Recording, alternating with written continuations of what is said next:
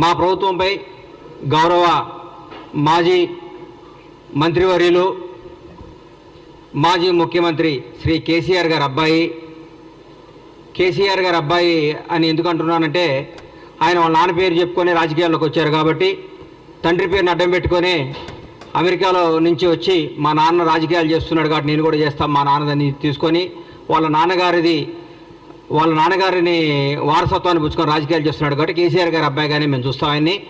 కేటీఆర్ గారి గురించి మాట్లాడుతూ మా ముఖ్యమంత్రి గారిని కష్టపడి కష్టాన్ని ఇష్టంగా చేసుకొని ప్రజా సమస్యను తన సమస్యగా చేసుకొని 17 ఏళ్ల సుదీర్ఘ పోరాటం చేసి ఏ వారసత్వం లేకుండా ఏ బ్యాక్గ్రౌండ్ లేకుండా ఏ చరిత్ర లేకుండా ఒక రైతు బిడ్డలా పుట్టి కొండారెడ్డిపల్లి నుంచి తెలంగాణ రాష్ట్రానికి ముఖ్యమంత్రి అయ్యేదాకా వన్ మ్యాన్ షో ఒకటే పోరాట యోధుడిగా తన రాజకీయ ప్రయత్నించి మీరు పెట్టిన చిత్రహింసలు, మీరు పెట్టిన మానసిక క్షోభ, మీరు పెట్టిన ఆఖరికి తన కన్న కూతురు పెళ్లికప్పుడు కూడా మీరు పెట్టి జైల్లో పెట్టి మీరు పెట్టిన ఇబ్బందులన్నీ తట్టుకొని రాష్ట్రానికి ముఖ్యమంత్రిగా అయి 6 గ్యారంటీలను ఇచ్చిన హామీలను అద్భుతంగా అమలు చేస్తూ స్వచ్ఛమైన పరిపాలన, నీతివంతమైన పరిపాలన, నిజాయితీ గల పరిపాలన అందరికీ అందిస్తూ ఈరోజు భారతదేశంలో ప్రతి ఒక్క ముఖ్యమంత్రి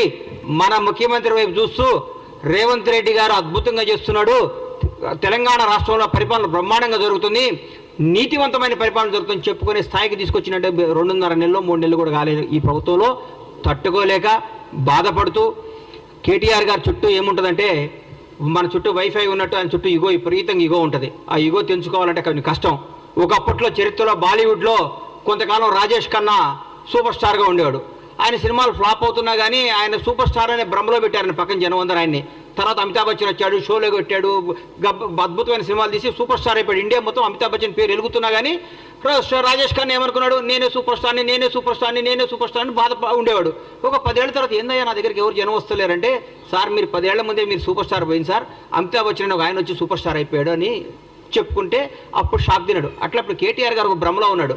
నేను కేసీఆర్ గారి అబ్బాయిని, తెలంగాణ రాష్ట్రం మాది, తెలంగాణ మేము సెంటిమెంట్ని మేమే కదా రగిలించుకొని మేమే దానికి పేటెంట్ తీసుకున్నాం కదా, మాదే కదా, నా దగ్గర రావట్లేదు ఏంది, నా నమ్ముకున్న వాళ్ళందరూ వెళ్ళిపోతున్నారు ఏంది, నా అనుకున్న వాళ్ళందరూ లైఫ్లో సెటిల్ అయిపోతున్నారు ఏంది, నాకు దూరం అయిపోతున్నారు ఏంది, మానసిక క్షోభ పొగడు కూడా ఆయనకు వచ్చిన కష్టం రాకూడదు.